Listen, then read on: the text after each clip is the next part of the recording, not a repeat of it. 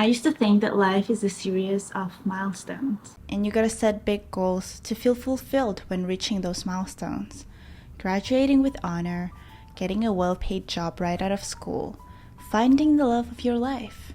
But life doesn't always go the way we expect it to. What I've learned in the past few years is the one thing that makes the biggest difference in my life is the systems of habits that I stick to each day. Every single day is a series of habits. What time do I wake up? What do I have for breakfast? Or do I even have breakfast at all? How much time do I spend on social media? And these small moments determine what I think about, how satisfied I am with my life.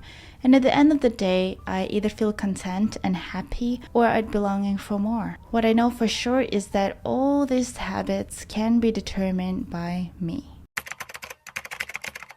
For the longest time, my goal-oriented mindset was such a huge source of my happiness. I would tell myself that if I reach the goal, I will finally be happy. But every time I get there, I would feel so empty.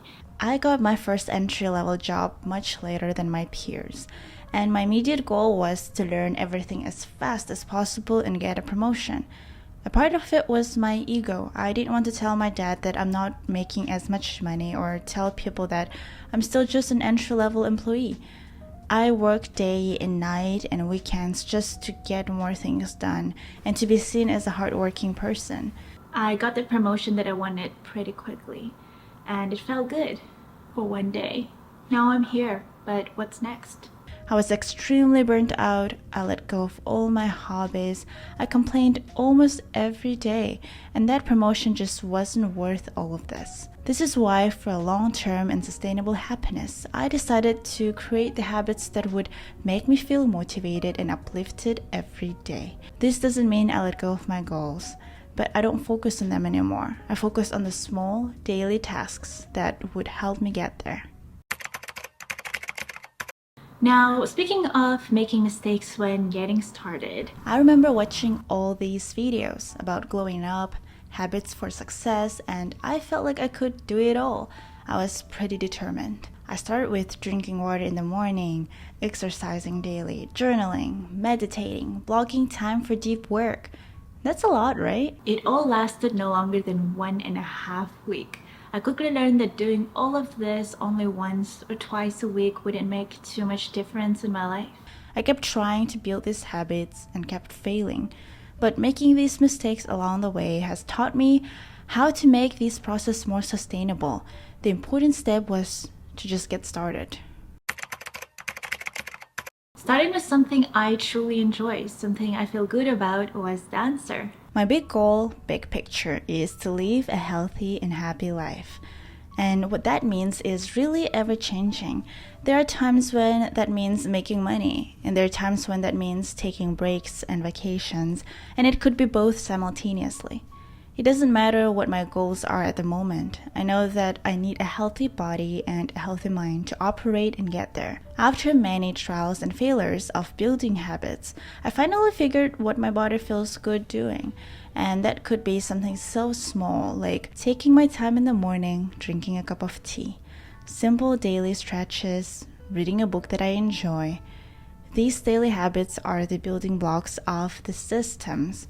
I started with the little things that made me feel uplifted, and once I was on the roll of creating my habits, I started implementing intentional habits to support various goals in different areas of my life, including making healthy food choices, working out at least twice a week, saying no to going out, scheduling time to make videos, staying focused to get work done from 9 to 5 instead of 9 to 9. By prioritizing consistency in my daily action, I was able to build these effective systems that would facilitate my progress and growth over time. And of course, these habits didn't come to me overnight. They also come and go to leave room for new habits to appear. Depending on where my attention is at the time and what areas of my life I want to focus on, I will prioritize those habits over the others.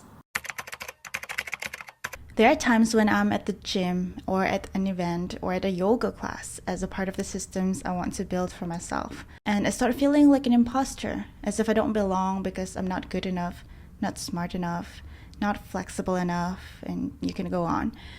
Why am I so hard on myself? Because it's so easy for my head to dwell and start comparing myself to others and think about this perfect future. It's always about the what ifs and not enoughs.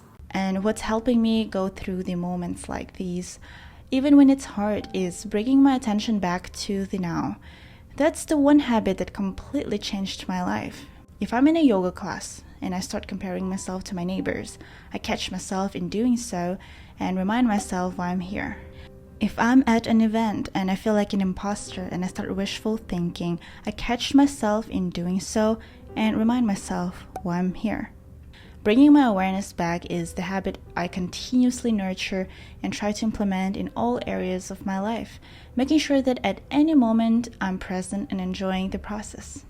Now remember that taking the action just one time will not make any differences. The compound effect of repeatedly showing up is what will lead to big changes in your life. I always tell myself, remember that real progress takes time. Be patient with yourself. Enjoy the present moment and the little things you get to do every day. If you're not at your end goal yet, so what? Enjoy the ride.